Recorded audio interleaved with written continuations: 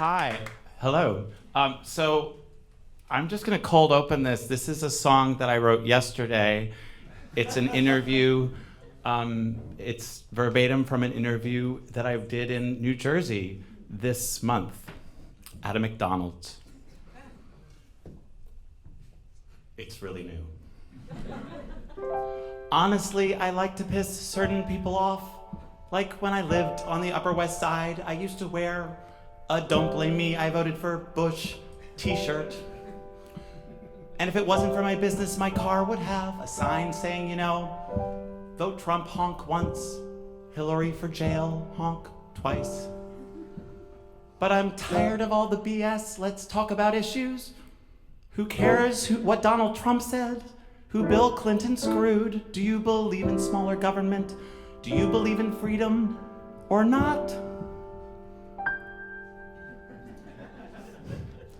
I'm a Midwestern boy, Quincy, Illinois. Forgot Tonia, as PBS calls it. Because you drive for 2 hours, never see a bigger city, and never hit a major interstate. Dad was a carpenter. Mom didn't work. The only time that she worked was for the census every 10 years, but she stopped when it got too dangerous. There's a lot of meth houses out in the middle of nowhere. 2 daughters with my first wife. We don't talk about why we broke up. I don't talk about the infidelity. I don't tell them I left because their mother is crazy. Anyway, back when I was in the army in Kansas, I started buying property for nothing down. Then the first Gulf War started, everyone left town, and my properties were worthless, and I'm bankrupt.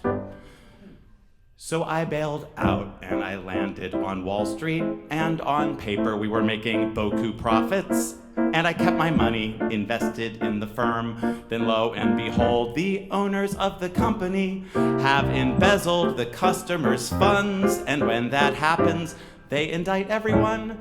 So I'm under indictment even though they stole my money. So I bounced out of that.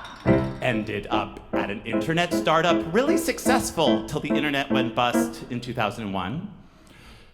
So one of my clients worked in online poker in 2 years. I'm playing online poker for a living, and then they banned internet poker. This time I'm remarried and I have a new child. So I bought 2 vending machines. My wife grew up in a dirt farm in the middle of China. Think communist dirt farm where they tell you what to farm. That's the way she grew up, in a hard scrabble existence. So she became a nurse and got the hell out of there. And she certainly thinks America's this shining beacon on a hill. I mean, we're either that, a bastion of freedom, or we're not. I think we are. We may be tarnished, and we may have done some screwed up things.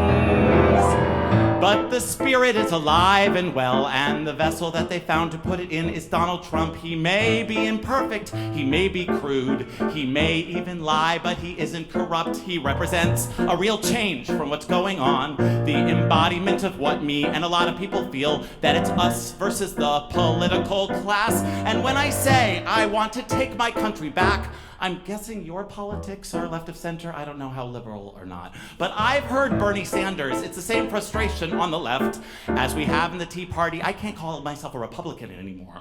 The rule of law, I just want to see the rule of law, because I'm still paying for a pretty minor mistake, having worked for a couple criminals, God forbid, and I'm still being punished for that, and Hillary can't go to jail for her fucking email. Why the hell not? If that was the Republican, look what they did to Scooter Libby. Do we live in a banana republic or in a real republic? She lied. There should be an investigation. I want to see those investigations. I want a clean house.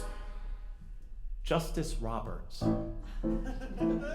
Are you aware that he wrote both the for and the against opinions on Obamacare? Originally, he wrote what would have been the majority if he had voted with the conservatives. It was a scathing indictment. It's clearly unconstitutional. It doesn't take a rocket scientist to figure out. They got him. How did they get him? Go look up Justice Roberts adopting children. He adopted 2 white kids. Don't know why he didn't adopt American kids. Instead, he goes and adopts 2 Irish kids via Argentina, which is illegal. and somebody found out about it, and they threatened to expose him if he didn't change his vote. I will bet my life that's what happened.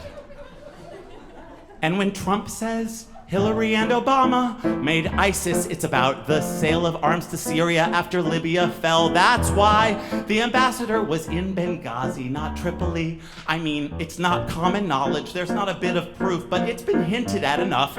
So I'm pretty sure that's why they let the ambassador die. And that, my friends, is treason, you know. You know, when I was young and naive, you don't see these things. But the older you get, the more you see the progression of things. I started in the middle of nowhere without any advantages. My grandpa was a steel worker. My dad was a carpenter, and yeah, all right.